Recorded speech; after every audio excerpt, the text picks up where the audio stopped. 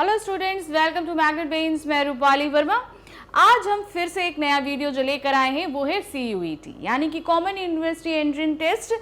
इस वीडियो में आज हम जो देखने वाले हैं वो हमारा हिंदी का जो सेकंड टॉपिक हमने लास्ट वीडियो में पढ़ा था वो था मौखिक अभिक्षमता भाग 1 वर्णमाला और ध्वनियाँ। इसकी अब प्रैक्टिस भी ज़रूरी है भाई। हमने पूरा टॉपिक तो आपको समझा दिया लेकिन क्वेश्चंस भी करने ज़रूरी हैं क्योंकि एग्जाम पेपर में तो क्वेश्चंस ही आएंगे। तो फटाफट अब इसकी प्रैक्टिस करेंगे यानी कि मैं इस टॉपिक के MCQs इस वीडियो में आपको कराऊंगी। तो ध्यान रखिए, प्रैक्टिस करते रहिए क्योंकि कहाँ से क्या चीज़ पूछी जाएगी ये तो हम नहीं बता सकते, लेकिन अगर प्रैक्टिस करते रहेंगे तो आपको एक आइडिया बना रहेगा, आप टॉपिक्स अच्छे से समझते रहेंगे, प्रैक्टिस होती रहेगी तो बिल्कुल भी जब एग्जाम पेपर सामने आएगा तो किसी भी तरह का डर आपको नहीं लगेगा। तो शुरू करते हैं MCQs, क्योंकि ये पूरा ही हमको पता है कि CUET का जितना भी पेपर है वो MCQs बेस्ड ही रहेगा। तो पहला जो प्रश्न आ रहा है यानी कि बहुविकल्पीय प्रश्न यानी MCQs जो है उसका पहला प्रश्न है हमारे पास में, निम्नलिखित में कौन सा मूल दीर्घ स्वर नहीं है? मूल दीर्घ स्वर नहीं है। बड़ा आ, बड़ी ई, बड़ा ऊ या ओ। हमने अभी लास्ट वीडियो में आपको पढ़ाया था, आपको बिल्कुल अच्छी तरीके से पता होगा। जो मूल दीर्घ स्वर नहीं है, याद रखिएगा, मूल स्वर नहीं है, पूछ रहे मूल दीर्घ स्वर नहीं है। तो सही ऑप्शन ये है हमारा ओ। ओ हमारा मूल दीर्घ स्वर नहीं है। क्यों? क्योंकि बड़ा आ है, बड़ी ई है, बड़ा ऊ है, ये मूल दीर्घ स्वर है, लेकिन ओ हमारा नहीं है। नेक्स्ट क्वेश्चन आते हैं, हिंदी में ध्वनियाँ कितने प्रकार की होती हैं? हमने आपको बताया था हिंदी में ध्वनियाँ हमारी 2 प्रकार की होती हैं, स्वर और व्यंजन। नेक्स्ट है प्रश्न संख्या 3, मात्रा के आधार पर स्वर कितने प्रकार के होते हैं? मात्रा के आधार पर कितने प्रकार के होते हैं? 2, 3, 4 या 5। सही ऑप्शन है हमारे 2 आधार पर होते हैं। नेक्स्ट आते हैं, जीव्या के आधार पर स्वर कितने प्रकार के होते हैं? जीव से जब हम बोलते हैं तो हमने कैसे बताया था, वो होते हैं हमारे 3 प्रकार के। 3 प्रकार कौन कौन से थे? अग्र था हमारा, बड़ी छोटी ई, बड़ी ई, ए। मध्य क्या था? आ। और पश्च क्या था? बड़ा आ, छोटा ऊ, बड़ा ऊ, ओ, औ। ये हम जीव के आधार पर जब बोलते हैं तो उससे हमें पता चलता है कि कहाँ पर हमारा लगना है। फिर आते हैं प्रश्न संख्या 5, एक से अधिक वर्णों के मेल को कहते हैं। जब एक से अधिक वर्ण जब मिलते हैं तो क्या कहलाता है? अक्षर, स्वर, व्यंजन या अनुस्वार। तो सही ऑप्शन है वो कहलाता है व्यंजन, क्योंकि यहाँ पर अब व्यंजन भी मिलते हैं तो संयुक्त व्यंजन बन जाते हैं, व्यंजन और स्वर मिलते हैं तो पूर्ण व्यंजन बनता है, कहलाते हैं ना। स्वर और मिले तो वो हमारे व्यंजन कहलाते हैं, 2 वर्ण मिलके हमारा व्यंजन बन जाता है। नेक्स्ट क्वेश्चन है क्वेश्चन नंबर 6, छोटी ई, चा, छा, जा, झा, इया आदि का उच्चारण किससे होता है? हम इनसे किस चीज से इसका उच्चारण करते हैं? छोटी ई, चा, छा, जा, झा, इया किससे कर रहे हैं हम? कंठ से, मूर्धन्य, तालव्य या ओष्ठ। तो सही ऑप्शन हमारा क्या है? तालव्य। हम तालु से इसका इस्तेमाल करते हैं। याद है स्पर्श व्यंजन में हमने आपको ये चीज बताई थी कि किससे इसका उच्चारण होता है। फिर आते हैं, जिनका उच्चारण स्वतंत्रता से होता है और जो व्यंजन के उच्चारण में सहायक होते हैं उसे कहते हैं। यानी ध्यान दीजिए, इनका उच्चारण स्वतंत्रता से होता है, पहली चीज तो ये, और जो व्यंजन के उच्चारण में भी सहायक होते हैं। जब हम व्यंजन बोलते हैं तो उसमें भी सहायक होते हैं। बहुत आसान है, संज्ञा, स्वर, व्यंजन या विसर्ग से। तो सही ऑप्शन है वो कहलाता है स्वर, क्योंकि स्वर स्वतंत्र बोले जाते हैं, उनमें किसी की सहायता की जरूरत नहीं पड़ती, और व्यंजन जब भी हम उच्चारित करते हैं तो उसमें हमें स्वर की सहायता की जरूरत पड़ती है। नेक्स्ट क्वेश्चन है, निम्न में दीर्घ स्वर है। अब इसमें दीर्घ स्वर क्या है? छोटी ई, बड़ी ई, ए। तो सही ऑप्शन है हमारा दीर्घ स्वर है बड़ी ई। ये हमारा दीर्घ, क्योंकि ए हमारा इसलिए नहीं होगा, ए नहीं होगा। क्यों? क्योंकि ये दोनों तो हमारे किससे बने थे? ये हमारे संयुक्त व्यंजन से, संयुक्त स्वर थे, तो इसलिए इनसे नहीं बनेगा। छोटी ई हमारा मूल स्वर होता है, तो बड़ी ई हमारा क्या है? दीर्घ स्वर है। प्रश्न संख्या 9 है, निम्न में अंतःस्था व्यंजन कौन सा है? अंतःस्था व्यंजन की लाइन हमारी क्या थी? याद करिए, या, रा, ला, वा। तो इसमें क्या है बताइए? गा, जा, वा, सा। तो सही ऑप्शन क्या है? अंतःस्था व्यंजन है हमारा वा। प्रश्न संख्या 10 है, निम्न में अल्प प्राण व्यंजन कौन सा है? अल्प प्राण व्यंजन हमारा कौन सा होता है जिसमें हमें कम जो है घर्षण या ताकत लगानी पड़ती है? तो सही ऑप्शन हमारा इसमें क्या है? वो है ग। क्यों था ग हमारा? हमने बताया था ना कि द्वितीय हमारा तृतीय वर्ण, तृतीय और पंचम हमारा अल्प प्राण में आएगा। फिर आते हैं 11वां, निम्न में घोष वर्ण कौन सा है? जा, का, चा और टा। तो सही ऑप्शन है कि वो है जा। ये हमारा घोष या सघोष वर्ण कहलाते, सॉरी व्यंजन कहलाते हैं। प्रश्न संख्या 12, निम्न में ओष्ठ वर्ण कौन सा है? यानी होठों से, ओष्ठ यानी होठ से हम बोलते हैं आ बड़ा, छोटा आ, बड़ा ई या ऊ, जिसे हम होठ से बोल रहे हैं, ध्यान रखिएगा। तो मुंह से बोल के देखिए, छोटा आ, बड़ा, छोटी ई, ऊ। तो हमने किससे बोला? कौन सा व्यंजन हुआ वो हमारा? छोटा ऊ। तो देखिए ये तालु, ओष्ठ, मुर्दा, ये सब है नहीं, स्वर भी बोले जाते हैं। तो अगर आपको नहीं समझ में आया आप बोल के देख लो कि कौन सा है, क्योंकि हमने ऊंट वाले तो जैसे आपको पढ़ाए, हमने व्यंजन में पढ़ाए, लेकिन अब ऊ अब देख रहे हो होंठ से ही तो बोला जा रहा है ये। अब आते हैं प्रश्न संख्या 13, काकल्य वर्ण कौन सा होता है? काकल्य यानी गले से बोला जाने वाला, या, सा, हा। तो कौन सा है काकल्य वर्ण हमारा? हा। काकल क्यों देखते हैं आप इसको, काकल्य क्या बोलते हैं? गला जब खोलो तो कहते हैं ना एक छोटा सा यहाँ पे गले में एक लटकता रहता है, जिसको सब कुछ लोग कौवा भी बोलते हैं। तो इसका घर्षण जब होता है तो उससे, तो यहाँ पर हा बोलने में वहां पर घर्षण होता है, इसलिए वो काकल्य वर्ण कहलाता है।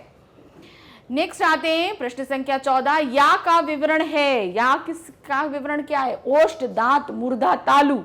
तो कैसे बोलते हैं या हमारा कैसे बोला जा रहा है? वो है तालु से, तालु से, ठीक है, यहां से बोला जा रहा है। फिर आते हैं प्रश्न संख्या 15, रा का विवरण है। रा का विवरण कौन सा है? वत्स्य, लुंठित, सघोष, अल्प प्राण व्यंजन, वत्स्य पार्श्विक, सघोष, महाप्राण व्यंजन, वत्स्य संघर्षी, अघोष, अल्प प्राण व्यंजन, वत्स्य स्पर्श, सघोष, महाप्राण व्यंजन। तो सही कैसा है? रा का आपको बताना है, ध्यान रखना। रा हमारा क्या है? सबसे पहले रा को हमने कहां पर पढ़ा था? वो हमारा क्या था?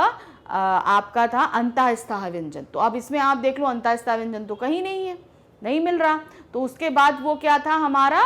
लुघटित, लुघटित में आया था। वो देखिए पहले लुघटित में आया था, तो सिंपल हमने वहां लुघटित में इसको टिक मार कर दिया, क्योंकि लुघटित किसी और में नहीं था। तो ध्यान रखना पड़ेगा कि आपका रा किस में आ रहा है। जैसे रा में हम ये देख रहे थे कि हमारा अंतःस्थाह में आया था, अब अंतःस्थाह तो उसमें कहीं ऑप्शन ही नहीं था। तो चलिए अब आगे बढ़ते हैं। और दूसरा हमारा क्या था? वो लुघटित में आया था। क्यों? क्योंकि उसमें कंपन पैदा हो रहा था। तो हमने सीधे बता दिया यहाँ पर सघोष भी है और वो अल्प प्राण व्यंजन भी है। नेक्स्ट है प्रश्न संख्या 16, अंतःस्थाह और ऊष्म वर्ण कितने हैं? अंतःस्थाह और ऊष्म वर्ण कितने थे? वो होते हैं हमारे 6, 8, 9 या 7। अगर हम दोनों को, वैसे तो अगर हम देखें तो अंतःस्थाह 4 हैं और ऊष्म 4 हैं, तो दोनों मिला के कितने हो गए? 8 वर्ण हो गए हमारे। प्रश्न संख्या 17 है, द्रग का वर्ण विच्छेद कीजिए। Drug, drug. अब यहां पर आप देख रहे हो दा है, दा के नीचे री है, री की मात्रा ऋषि, ग है। तो अब यहाँ पर है, अब यहाँ पर ध्यान देखना, दा के साथ री लगाओ। देखो ये आधा दा और री, तो इसमें भी है, इसमें भी है। तो ये दो तो हमारे पहले ही गलत हो गए, ठीक है। अब इसमें क्या होगा? अब यहाँ पे गा पूर्ण दे दिया, हमें विच्छेद करना है, तो गा को भी हमें आधा करना पड़ेगा। तो सही ऑप्शन हमारा कौन सा हुआ? का वाला। दा प्लस री प्लस गा प्लस आ, ये हमारा सही होगा।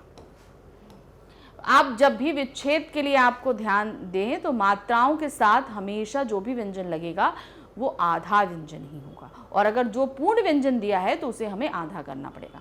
जैसे यहाँ पर हमारा मात्रा के साथ था तो हमने उसे री के साथ किया, तो इसे हमने क्या किया? स्वर रहित कर दिया। अब ये स्वर सहित था तो हमने इसको भी स्वर रहित किया। विच्छेद करते समय हमेशा हमें स्वर रहित करना पड़ेगा। प्रश्न संख्या 18 है, अचूक विशेषण के साथ उपयुक्त संज्ञा क्या है? अचूक, अगर हम ये बोले हमारे पास एक शब्द है, विशेषण है, वो है अचूक। अब इसके लिए हमें सही संज्ञा शब्द अगर ढूंढना है तो वो क्या होगा? क्या होगा? चोट, नेत्र, निशाना या जवाब। तो अब यह क्या होगा? अचूक चोट, अचूक नेत्र, अचूक निशाना या अचूक जवाब? तो क्या होता है? अचूक, मतलब जो निशाने से ना हटे, जाके निशाने। तो यह सही क्या है? अचूक निशाना। सही ऑप्शन निशाना। प्रश्न संख्या 19 है, सघोष वर्ण कौन सा है? सघोष वर्ण यानी कि घोष या सघोष एक ही चीज बताई थी, तो वो कौन सा वर्ण है इसमें? पा, था, बा या शा? तो यहां पर हमारा सही ऑप्शन क्या होगा? प्रथम 3 वर्ण हमारे क्या होते हैं? स्पर्श व्यंजन के प्रथम 3 सघोष या घोष वर्ण व्यंजन थे। तो यहां पर सही ऑप्शन है बा। नेक्स्ट आते हैं 20, ऊष्म व्यंजन कौन सा है? ऊष्म व्यंजन कौन सा था? 4 व्यंजन थे, शा, श, स, ह।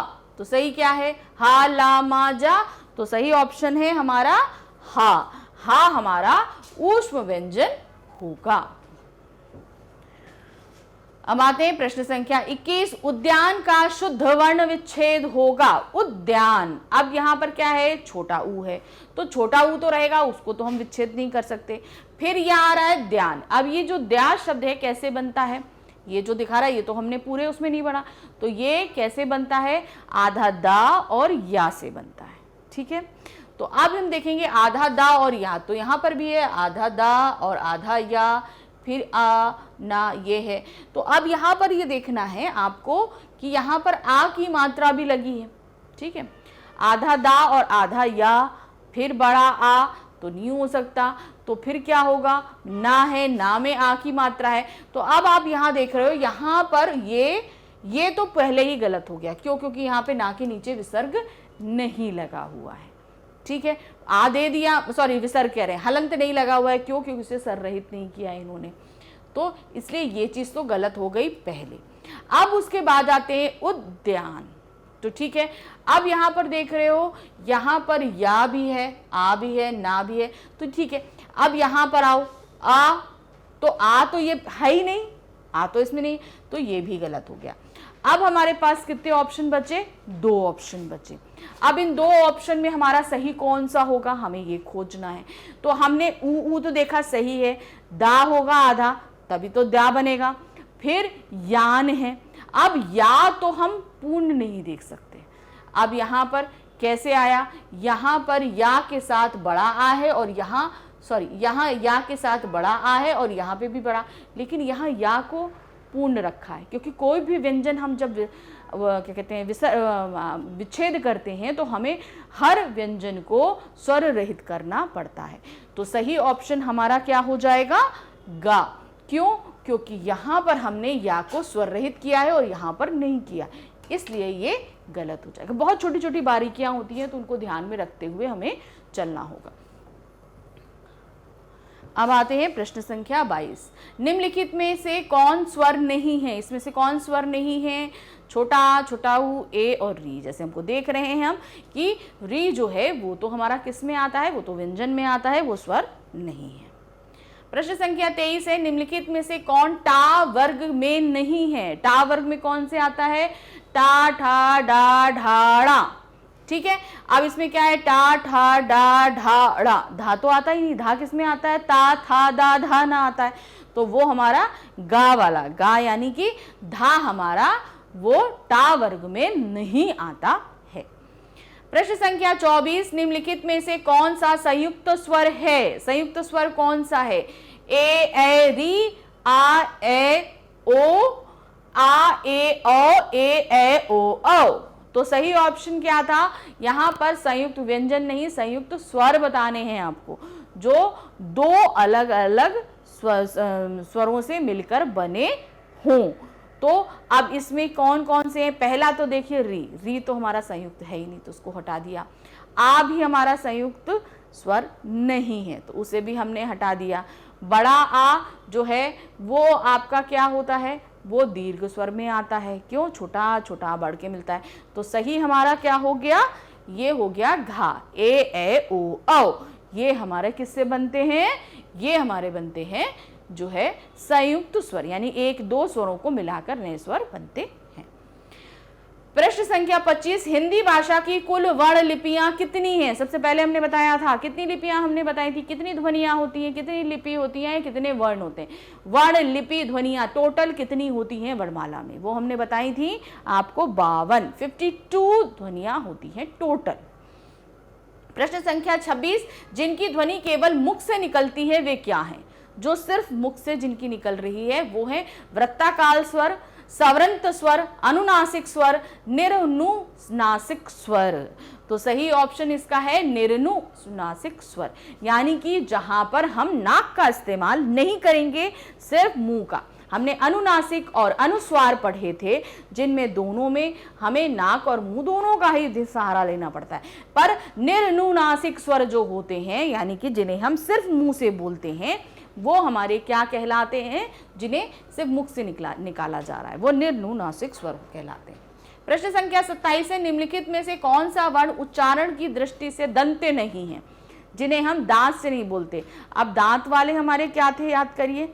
दांत वाले क्या थे? ता, था, दा, धा, ना। तो अब ये पूछ रहा है दंत्य नहीं है, तो टा हमारा क्या है? वो हमारा नहीं है दंत्य। तो सही ऑप्शन हो गया ता, था, दा, धा, ना। ये सभी हम किससे बोल रहे हैं? दांत से लगाते हैं। टंग किससे निकल लगा रहे हैं? हम दांतों से लगा रहे हैं, इसलिए ये दंत्य हैं और टा हमारा नहीं है। प्रश्न संख्या 28, छा वर्ण किसके योग से बना है? ये एक संयुक्त व्यंजन है, ठीक है। छत्र, ज्ञाश्रा, ये हमारे संयुक्त व्यंजन होते हैं। तो इसका सही क्या है? का प्लस शा, का प्लस चा, क्ला प्लस छा, का प्लस शा। तो सही ऑप्शन है हमारा का प्लस शा, ये हमारा छ बनता है। प्रश्न संख्या 29, हिंदी वर्णमाला के स्वरों की कुल संख्या कितनी है? वर्णमाला में स्वरों की संख्या पूछी गई है, हमने सबसे पहले आप लोग को बताई थी, याद अगर नहीं है तो तुरंत काउंट कर लीजिए, आपको पता चल जाएगा कितनी है। 10, 11, 12, 13। तो सही ऑप्शन है 11 होती है। अंग आहा हमारा अयोग वह में आता है, उसे हम स्वरों में काउंट नहीं करेंगे, ये ध्यान रखिएगा। छोटा आ, बड़ा आ, छोटी ई, बड़ी ई, छोटा ऊ, बड़ा ऊ, री से ऋषि, ए ओ औ, ये हमारे टोटल 11 स्वर होते हैं। अंग आहा अयोग वह के अंतर्गत आता है, उसे हम स्वरों में काउंट नहीं करते हैं। प्रश्न संख्या 30 है, अर्धविवृत्त स्वर क्या है? अर्धविवृत्त स्वर हमने आपको बताया था, छोटा ऊ, ए ओ, बड़ा ऊ, ए, आ और ए। तो सही ऑप्शन है अर्धवृत्त स्वर है ए। क्यों है? क्योंकि ये ए और आ से मिलकर बना है। प्रश्न है, निम्नलिखित में से अंतःस्था व्यंजन कौन सा है? अंतःस्था व्यंजन की लाइन हमें याद करनी है, कौन सी है? या, रा, ला, वा। तो अब ये पूछ रहे हैं कौन सा है? डा, या, सा, टा। तो सही ऑप्शन क्या है हमारा अंतःस्था का? या हमारा अंतःस्था व्यंजन है। प्रश्न संख्या 32, इनमें से ओ का उच्चारण स्थल कौन सा है? ओ हम कैसे बोल रहे हैं? दंत, मूर्धा, दंत, कंठ, ओष्ठ। तो अब ओ कैसे बोल रहे हैं? देखिए इसमें गले का भी इस्तेमाल हो रहा है, होंठ का भी इस्तेमाल हो रहा है, तो ये क्या हुआ? कंठोष्ठ। इसको कंठ ओष्ठ दोनों मतलब स्थान अगर बताया जाए तो कंठ भी है, ओंठ भी है, इसलिए ओ को कंठोष्ठ स्वर वर्ण भी बोलते हैं। तो सही क्या है? कंठ प्लस ओष्ठ इसका स्थान है। प्रश्न संख्या 33, चा और छा वर्ण का उच्चारण स्थान कौन सा है? चा, छा, क्या आ रहा है बताइए? चा, छा कहां से लग रहा है? तालु, मूर्धा, ओष्ठ और कंठ। तो सही ऑप्शन है हमारा तालु। क्यों? नीचे, आपके नीचे मुंह के निचले हिस्से से टंग का छूना होता है। प्रश्न संख्या 34 है, तालव्य व्यंजन क्या है? तालव्य, तालु से छूने वाले क्या है? अभी हमने देखा ता, टा, डा, डा, छा, झा, ता, था, धा, धा, मा, पा, फा, जा, महा। तो सही ऑप्शन है हमारा चा, छा, जा, झा। सॉरी। प्रश्न संख्या 35 है, किस शब्द में री स्वर नहीं है? कौन सा ऐसा शब्द है जिसमें री नहीं लगा है? ध्यान से देखिए, कृपा, कृपा, री लगा। कृष्ण, फिर है दृष्टि, दा के नीचे री लगा। आज में हमारा री जो है वो नहीं लगा हुआ है। प्रश्न संख्या 36 है ओ औ किस प्रकार के वर्ण हैं? ओ औ क्या दिया है? तालव, मूर्धन्य, दंतोष्ठ, कंठोष्ठ। हमने बताया ओ औ अभी बताया किस प्रकार के हैं? कंठोष्ठ जो हैं ये हैं, क्योंकि ये गले से यानी कि कंठ से भी बोले जा रहे हैं, होस्ट से ओंठ से भी बोले जा रहे हैं। इन्हीं दोनों का इस्तेमाल हो रहा है इनको बोलने के लिए। प्रश्न संख्या 37 सभी स्पर्श व्यंजन कौन से वर्ग में हैं? सभी स्पर्श, ध्यान दीजिएगा, स्पर्श व्यंजन कौन सा ऐसा एक है जिसमें है? अब हम देखेंगे यहां पर, देखिए ये है का, रा, ला, हा, ठीक है, इसमें स्पर्श व्यंजन है। फिर उसके बाद है या, शा, दा, रा, का, चा, पा, ता, हा, शा, र, बा। तो सही है, सभी स्पर्श व्यंजन स्पर्श व्यंजन कौन से वर्ग में हैं? तो सही ऑप्शन हमारा है ये, का वर्ग, चा वर्ग, पा वर्ग, ता वर्ग। ऐसे तो ये सभी स्पर्श व्यंजन ही है, इन्होंने वर्ग पूछा है, का, चा, पा, ता, यानी कि का वर्ग आता है, चा वर्ग आता है, पा वर्ग आता है, ता वर्ग आता है, और एक वर्ग और होता है टा वर्ग। तो यहां पर हम हा वर्ग तो होता नहीं, शा वर्ग नहीं होता, यहां पर या वर्ग नहीं होता, या तो हमारा क्या हो गया? अंतःस्था व्यंजन हो गया, ये स्पर्श व्यंजन भी नहीं आएगा। तो सही हमारा क्या है? गा। प्रश्न संख्या 38 स्वर ध्वनि के प्रकार हैं। स्वर ध्वनि के प्रकार क्या है? दीर्घ, प्रलुप्त, ह्रस्व या उपयुक्त तीनों। तो सही ऑप्शन है हमारा उपयुक्त तीनों। अब प्रलुप्त स्वर जो है वो हम संस्कृत में पढ़ते हैं मोस्टली, तो इसलिए प्रलुप्त स्वर को भी हम स्वर के अंतर्गत लेते हैं। ह्रस्व स्वर, दीर्घ स्वर तो होते हैं, मगर प्रलुप्त स्वर भी होते हैं जहां पे एक साथ तीन, जैसे ओम, तो यहां पर तीन स्वर एक साथ उच्चारित किए जा रहे हैं। तो हम हमेशा दो स्वर करते हैं, लेकिन प्रलुप्त स्वर भी इसमें होता है। और उसके बाद आते हैं आपका 39, निम्न में से अर्ध स्वर कहलाता है। अर्ध स्वर हमने आपको बताया था, या, पा, रा, ला। तो सही हमारा अर्ध स्वर जो है वो है या। इसको बोलने में हमें ज्यादा, या और वा हमारा अर्ध स्वर कहलाता है।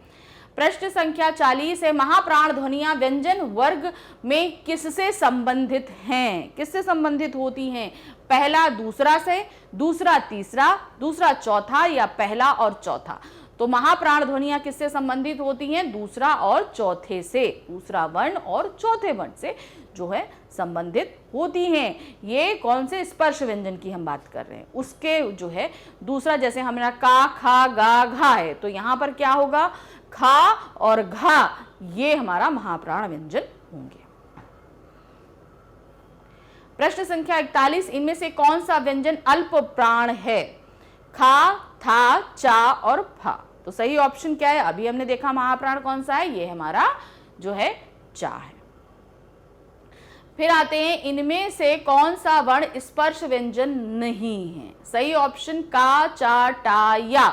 तो सही इसमें सीधा पूछा है स्पर्श व्यंजन नहीं है, तो आप यहां देख रहे हो या तो हमारा क्या होता है? ऊष्म व्यंजन होता है, इसलिए ये हमारा स्पर्श व्यंजन नहीं है। प्रश्न संख्या 43 है निम्नलिखित में कंठ्य ध्वनि कौन सी है? कंठ्य यानी कि गले से बोलने वाली, का, खा, या, रा, चा, जा, टा, ड़ा। तो सही है, आप कंठ से देख रहे हैं, आपने बोल के देख लो, आपको पता चल जाएगा। तो कंठस्थ ध्वनि हमारी का, खा है, का, खा। ये दोनों हम किससे बोल रहे हैं? गले से। और ये कंठ वाले में ही आती है, का, खा, गा, घा, णा। स्पर्श व्यंजन का पहला वाला कंठ से ही बोला जाता है। प्रश्न संख्या 44 है हिंदी में श ध्वनि है। श ध्वनि क्या है? मूर्धन, तालव्य, दंत या ओष्ठ। श किससे बोल रहे हो आप? श। तो सही है ये तालव्य, क्योंकि जीभ जो है वो किससे टच कर रही है? हमारी नीचे तालू से टच करती है, तब शा बनता है, श। फिर आते हैं 45, कौन सा वर्ड ओष्ठ नहीं है? ओठस्य नहीं है। मा, उ, बा, आ। तो कौन नहीं है? मा, उ, बा, आ। तो सही ऑप्शन है वो है आ हमारा क्या है? कंठस्थ में आ रहा है। फिर है 46, निम्नलिखित में नासिकीय व्यंजन कौन सा है जो नाक से बोला जाएगा? शा, इया, गा, जा। तो कौन सा आ रहा है जो नाक से चल रहा है, नाक से बोला जा रहा है? वो है हमारा इया, है ना? च, छ, ज, झ, इया, ये सभी किस में आते हैं? नासिका से बोले जाते हैं। प्रश्न संख्या 47 है, शा, शा, सा, हा कौन से व्यंजन कहलाते हैं? प्रकंपीय व्यंजन, स्पर्शी व्यंजन, स्पर्श व्यंजन, ऊष्म संघर्षी व्यंजन। तो शा, शा, सा, हा ये ऊष्म संघर्षी व्यंजन कहलाते हैं। आप ऊष्म व्यंजन कह लो या संघर्षी व्यंजन कह दो, दोनों ही एक चीज होती है।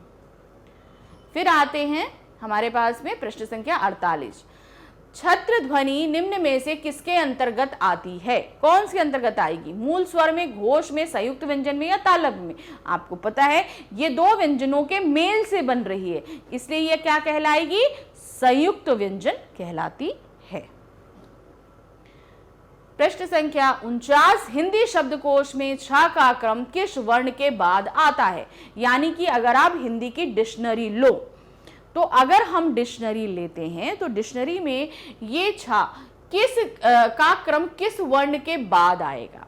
अब देखिए, हमने आपको शब्दकोश पढ़ाया हुआ है, अगर आप लोगों ने शब्दकोश ध्यान से पढ़ा है तो आपको पता होगा कि ये किससे बन रहा है। सबसे पहले ये किससे बन रहा है? का और शा। आप पहले इसको देखोगे तो ये किसके बाद में आएगा?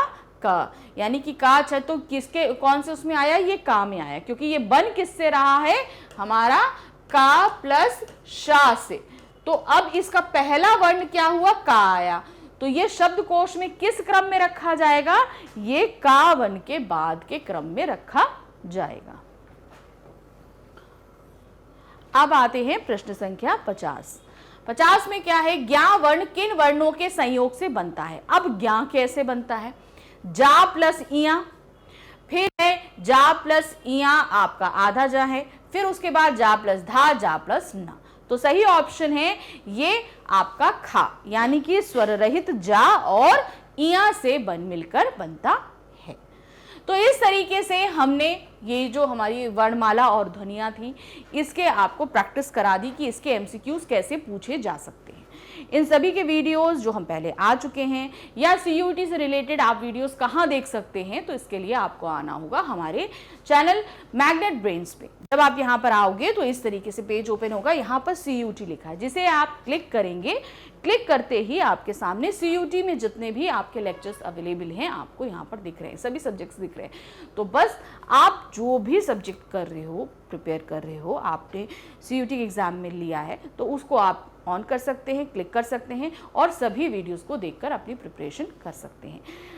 प्रिपरेशन करिए, लेकिन साथ ही हमारे चैनल को लाइक, सब्सक्राइब, शेयर जरूर कीजिएगा। Thank you for watching. Bye bye.